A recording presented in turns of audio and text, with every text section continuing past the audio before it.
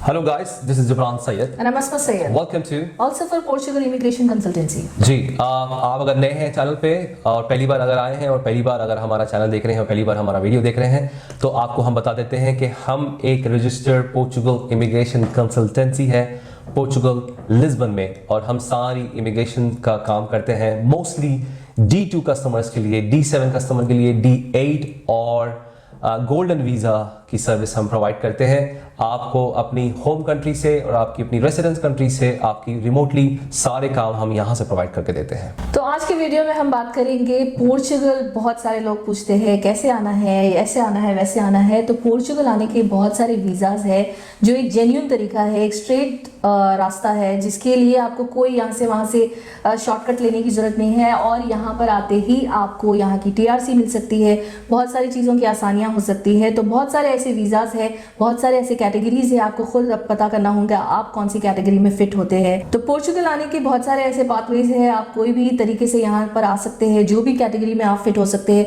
जो भी वीज़ा आपके लिए सही है, जो भी कैटेगरी आपके लिए सही है उस थ्रू आ सकते हैं। तो उसी के बारे में हम बात करेंगे विदाउट शॉर्टकट्स कैसे आप एक जेन्युइन वीज़ा पे यहाँ पर आ सकते हैं और यहाँ के डॉक्यूमेंट्स हासिल कर सकते हैं। जी तो आगे और टाइम ज़ाया नहीं करते हैं, ये वीडियो को शुरू करते हैं। जी जैसा कि हमदान ने अभी आपको एक्सप्लेन किया कि सब्जेक्ट क्या है आज की वीडियो का, बहुत ही ज़्यादा अच्छा सब्जेक्ट है और इंटरेस्टिंग सब्जेक्ट है और वो लोगों के लिए फ़ायदेमंद है जो कि पोर्चुगल आना चाह रहे हैं, जिसको सिर्फ और सिर्फ लीगल प्रोसेस पता है, जिसको सिर्फ लीगल प्रोसेस पे आना, लीगल प्रोसेस करना 1 2 3 4 जो कि एक निज़ाम है इमिग्रेशन का, जो एक वीज़ाज है जो आप अपनी होम कंट्री से या अपनी रेसिडेंस कंट्री से वीज़ा लेके डायरेक्ट आना अगर चाह रहे हैं, वो लोगों के जैसे खवारी जो बोलते हैं, खवारी आपको अगर नहीं चाहिए, यहाँ पे आने के बाद 2 साल 3 साल वेट कर रहे हैं, अपने घर नहीं जा सकते, अपने फैमिली के पास नहीं जा सकते, अपने रिश्तेदारों से नहीं मिल सकते, अपने होम कंट्री नहीं जा सकते क्योंकि एक बार यहाँ पे आ गए तो आप यहाँ से निकल नहीं सकते, वो वाले जो शॉर्टकट्स हैं वो रास्तों को आपको अपनाना नहीं है। अभी मार्केट में हर कोई जो बेचारे यूट्यूबर्स हैं, डेफिनेटली वो सिर्फ एक यूट्यूबर है, कोई सर्विस प्रोवाइडर्स नहीं है, वो लोग मशहूर कर दिए हैं आर्टिकल 92 के बारे में। और आर्टिकल 92 डेफिनेटली एक आर्टिकल है वो लोगों के लिए है जो यहाँ पे रहते थे या फिर उनका ऑलरेडी यहाँ पे वो ये बना हुआ है, एक्सप्रेशन ऑफ इंटरेस्ट बनी हुई है आर्टिकल 88 में, और उनका निफ और निस ऑलरेडी यहाँ पे बना हुआ था, तो उसके बेस पे आप आर्टिकल 92 कर सकते हैं।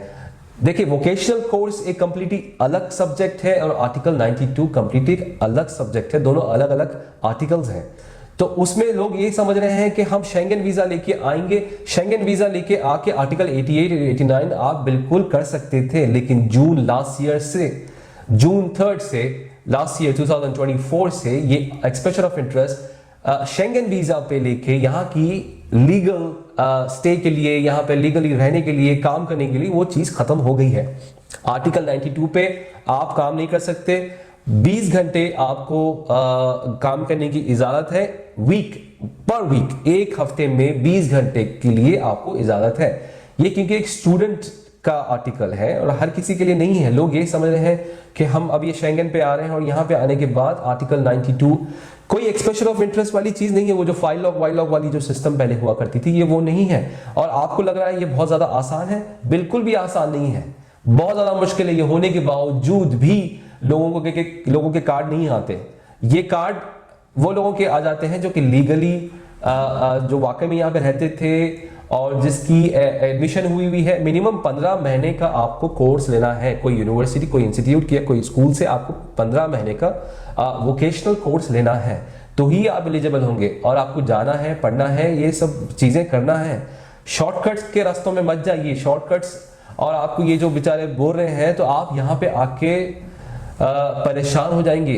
परेशान नहीं होने के लिए हम ये वीडियो बना रहे हैं कि जो रास्ते हैं, जो लीगल तरीके हैं, जो एक्चुअल वीजाज हैं जिस पे आप आ सकते हैं अपनी होम कंट्री से या रेसिडेंट कंट्री में, आप जहां पे भी काम कर रहे हैं, GCC में अगर कहीं रह रहे हैं उन लोगों के लिए बता रहा हूं, आप लोग आ सकते हैं। आप अपना वहां से डायरेक्ट वीजा अप्लाई करिए। पोर्चुगल के बहुत सारे वीजाज हैं। अगर आप जॉब करने वाले लोगों में तो जॉब सीकर्स वीजा है, जॉब सीकर टाइम लगेगा, 8 महीने 1 साल लगेंगे, लेकिन आप डायरेक्ट वीजे पे आएंगे।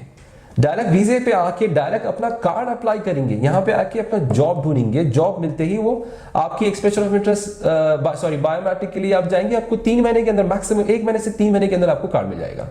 दूसरा ऑप्शन जो बिजनेसमैन है, जो यहाँ पे आके अपना बिजनेस करना चाह रहे हैं, जो कोई अगर बिजनेसमैन नहीं भी है तो यहाँ पे आने के बाद कोई एक छोटा मोटा बिजनेस अपना शुरू करना चाह रहे हैं, एक यूनिक बिजनेस प्लान बनाना पड़ता है D2 के लिए। जरूरी नहीं है जो यूनिक बिजनेस प्लान आपने बनाया है वो यहाँ पे आने के बाद वही बिजनेस करें। हमने कई बार ये वीडियो में कहा कि D2 के लिए जो यूनिक बिजनेस प्लान आपने शो किया है आप वो कर सकते हैं तो बहुत अच्छी बात है। नहीं कर सकते, छोटा मोटा बिजनेस करना चाह रहे हैं, 5,000, 10,000, 15,000 का भी बिजनेस करना चाह रहे हैं, आप वो भी कर सकते हैं। तो एंटरप्रेन्योर्स जो बिजनेसमैन है या अगर बिजनेस नहीं भी करते हैं, ये सारे लोगों के लिए D2 है। D2 ऐसा जरूरी नहीं है कि आपकी कोई एग्जिस्टिंग बिजनेस हो अपनी होम कंट्री में या रेसिडेंट कंट्री में, आपका कोई पुराना बिजनेस चल रहा है तो उसी ट्रेड लाइसेंस के बेस पे आपको डिटेल होगा। नहीं नहीं नहीं नहीं। और वो भी लास्ट वीडियो में भी हमने क्लियर कर दिया था कि D2 लोग ये गलती कर रहे हैं कि यहाँ का किसी का पुराना बिजनेस, एग्जिस्टिंग बिजनेस खरीद के D2 अप्लाई कर रहे हैं। नहीं चाहिए, ऐसा नहीं चाहिए, एम्बेसी को ऐसा नहीं चाहिए। नया ट्रेड लाइसेंस, नया एक कैपिटल अमाउंट एक अच्छा अमाउंट होना चाहिए। कुछ लोगों ने 500 यूरो कैपिटल अमाउंट शो किया, 900 यूरो पर कैपिटल अमाउंट शो किया। 900 यूरो में आप पोर्चुगल की इकोनॉमिक को चेंज करने के लिए आ रहे हैं। आप 5 लाख, 100,000, 50,000, 15,000 भी अगर आप शो कर रहे हैं तो अच्छा है। ये इतना कम अमाउंट शो करके आप D2 अप्लाई नहीं कर सकते। D2 हो गया, D2 समझ गए आप लोग। D2 की वीडियोस बहुत सारी हमने बनाई हैं। जो लोग आके यहाँ पे काम करना चाह रहे हैं, बहुत अच्छा रास्ता है और फैमिली के साथ आ सकते हैं D2 पे। और यहाँ पे जैसे कि आपको दूसरे D7, D8 में 18 महीने आपको रुकना ही है स्ट्रेट यहाँ पे, यहाँ से आप जा नहीं सकते। D2 में ये ऑप्शन नहीं है। D2 में आपका कार्ड आते ही आप ट्रैवल कर सकते हैं बैक एंड फोर्थ, अपना दुबई वापस जाइए, पाकिस्तान, इंडिया वापस जाइए, वापस फिर आइए, फैमिली को यहाँ पे छोड़िए, फैमिली यहाँ पे रहेगी, फैमिली के बच्चों के स्कूल वगैरह चलते रहेंगे, ये बिजनेस वगैरह चलते रहेगा। बिजनेस जो छोटा मोटा बिजनेस भी अगर शुरू करना चाह रहे हैं, वही ट्रेड लाइसेंस के ऊपर एक और एक्टिविटी आ जाएगी।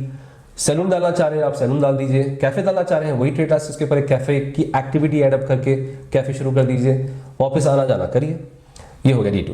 तीसरी कैटेगरी आती है वो लोगों के लिए जो कि जिसका पैसिव इनकम है या रिटायरमेंट प्रोग्राम पैसिव इनकम दोनों D7 है। D7 आपके अमाउंट एक आ रही है, एक फिक्स्ड अमाउंट आपने अगर कहीं इन्वेस्ट किया है या आपका रेंट है, आपने कहीं पे पैसे लगाए हैं और उसकी एक फिक्स्ड अमाउंट आ रही है। बिजनेस की बात नहीं कर रहे हैं, बिजनेस करके बिजनेस में मुझे हर महीना पैसिव इनकम आ रहा है, ये वो नहीं।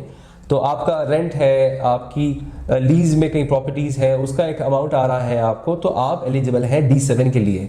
चाहे आप रिटायर्ड हो या नहीं हो, आप काम कर रहे हैं, आप बिजनेस कर रहे हैं, आप D7 के लिए एलिजिबल हैं। साथ ही साथ फिर आपकी फैमिली वेरिफिकेशन करिए, फैमिली को भी साथ में लेके आ सकते हैं, सारा पेपर वर्क करिए। D7 के लिए हमने कई बार वीडियो में बनाई है, उसकी भी अब सेपरेट वीडियो है। आपको अपने ये बैंक शो करना पड़ेगा, आपकी PCC चाहिए, अगर आप रेसिडेंट कंट्री में कहीं रहते हैं तो रेसिडेंट कंट्री का भी PCC चाहिए।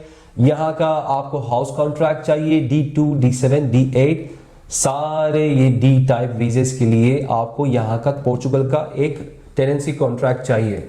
चाहे वो 500 यूरो का टेनेंसी कॉन्ट्रैक्ट हो, 5,000 यूरो का टेनेंसी कॉन्ट्रैक्ट, मंथली आपको रेंट पे करना है। आपके निफ के साथ आपका डिक्लेरेशन मिलना चाहिए, वो लिंक होनी चाहिए जो कि आपका टेनेंसी कॉन्ट्रैक्ट है, जेन्युइन है, फेक नहीं है। तो ये सारी चीजें चाहिए। D2 के लिए आपको ये चाहिए, D7 के लिए भी चाहिए, D8 के लिए चाहिए। तो D7 के लिए आपको सिर्फ टेनेंसी कॉन्ट्रैक्ट चाहिए, आपका निफ चाहिए, आपके वहां के बैंक स्टेटमेंट्स चाहिए, पैसे की इनकम कैसे आ रही है, जितने भी डॉक्यूमेंट्स हैं उन सबको अटेस्टेशन करके, अपोस्टाइल वगैरह करके, PCC बना के, यहाँ का बैंक अकाउंट खोल के, यहाँ पे बैंक अकाउंट में एक छोटा मोटा D7 के लिए ज्यादा बड़ा अमाउंट की जरूरत नहीं है, छोटा मोटा अमाउंट डिपॉजिट करिए पर्सनल बैंक अकाउंट में और D7 के लिए अप्लाई करिए अपनी होम कंट्री से, रेसिडेंस कंट्री से। फोर्थ कैटेगरी आती है D8 के लिए। D8 है एक डिजिटल नोमैड वीजा, दुनिया भर में सबसे बेस्ट पोर्चुगल का डिजिटल नोमैड वीजा है। डिजिटल नोमैड वीजा पोर्चुगल का दी बेस्ट है। उसके बहुत सारे बेनिफिट्स हैं, बहुत सारे फायदे हैं। फैमिली को लेके आ सकते हैं, फैमिली यूनिफिकेशन कर सकते हैं, माँ बाप को भी लेके आ सकते हैं, काफी सारी चीजें। जैसे इन सारे डी टाइप वीजाज में आप अपनी फैमिली को लेके आ सकते हैं।